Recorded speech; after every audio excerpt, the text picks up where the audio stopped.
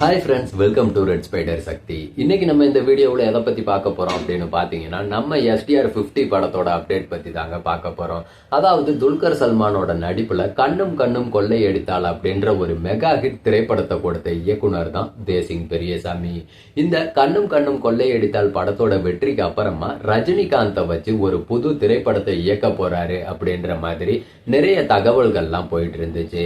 அதே போல தேசிங் பெரியசாமியும் ரஜினிகாந்தும் சந்திச்சு கிட்ட புகைப்படங்கள் கூட இணையதளத்துல வெளியாகி செம வைரலா போயிட்டு இருந்துச்சுங்க.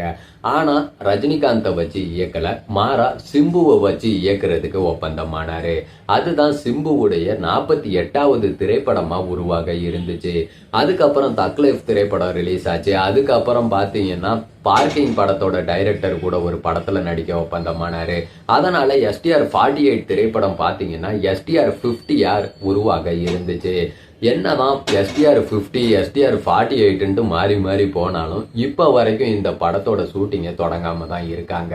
எஸ்டிஆர் 48 படத்தை அறிவிச்சப்ப பாத்தீங்கன்னா ராஜ்கமல் பிலிம்ஸ் இன்டர்நேஷனல் நிறுவனம் தான் இந்த படத்தை தயாரிக்கிறதா இருந்தாங்க. அதாவது நம்ம கமல்ஹாசனுடைய ராஜ்கமல் பிலிம்ஸ் தான் எஸ்டிஆர் 50 படத்தை வந்து தயாரிக்கிறதா இருந்தாங்க. அதுக்கப்புறம் கமல்ஹாசன் பாத்தீங்கன்னா இந்த படத்தோட தயாரிப்பு பணியில இருந்து பின்வாங்கினாரு. ராஜ்கமல் பிலிம்ஸ் நாங்க இந்த படத்தை தயாரிக்க மாட்டோன்ற மாதிரி சொன்னாங்க. அதுக்கப்புறம் இந்த படம் நடக்காது அப்படின்ற மாதிரியே ரசிகர்கள் முடிவு பண்ணிட்டாங்க. ஆனா நம்ம எஸ்டிஆர் பாத்தீங்கன்னா என்னோட 50வது படத்தை நானே தயாரிக்க முன்வர்றேன் அப்படின்ற மாதிரி சிம்புவே தயாரிச்சு நடிக்கிறதா இருந்துச்சு. ஆனாலும் இப்ப வரைக்கும் இந்த படத்தை பத்தின எந்த ஒரு அப்டேட்டுமே வரலைங்க. ஃபர்ஸ்ட் லுக் போஸ்டர்லாம் கூட ரிலீஸ் பண்ணாங்க. அதுவும் இந்த படத்துல பாத்தீங்கன்னா சிம்பு பெண் கலந்த வேடத்துல நடிக்க இருக்காருன்ற மாதிரிலாம் நிறைய அப்டேட்லாம் வந்துட்டு இருந்துச்சு. ஆனா ஷூட்டிங் மட்டும் தொடங்காமலே இருந்தாங்க. இப்ப பாத்தீங்கன்னா பார்க்கிங் திரைப்படத்தை இயக்குனவர் கூட நம்ம சிம்பு வந்து ஒரு படத்துல நடிக்கிறதா இருந்தாரு.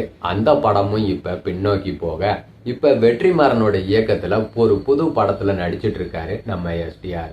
அதனாலேயே தேசிங் பெரியசாமியும் காத்து இருந்தது போதும் சிம்புவுக்காக அப்படின்ட்டு மணிகண்டனை வச்சு ஒரு புது திரைப்படத்தை இயக்க ஆரம்பிச்சுட்டாரு. மணிகண்டன் பாத்தீங்கன்னா ஜெய் பீம், குட் நைட்ன்ட்டு பல வெற்றி படங்கள்ல தன்னோட அழகான நடிப்பை வெளிப்படுத்தி இருக்காரு.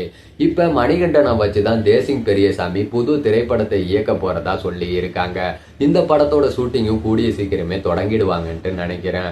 வெற்றிமாறன் சிம்புவை வச்சு இயக்கி முடிச்சதுக்கு அப்புறம் எஸ்டிஆர் 50 உருவாகுமா இல்ல எஸ்டிஆர் 50 டிராப் ஆயிடுச்சா அப்படின்றது படக்குழுவே ஏதாச்சும் ஒரு அறிவிப்பை வெளியிட்டாதாங்க தெரியும். இப்ப வரைக்கும் சிம்பு தான் எஸ்டிஆர் 50க்கு தயாரிப்பாளர். அதனால சிம்புவே எஸ்டிஆர் 50 படம் உருவாகுமா இல்ல டிராப்பா அப்படின்றத நம்ம சிம்பு தான் அறிவிக்கணும்.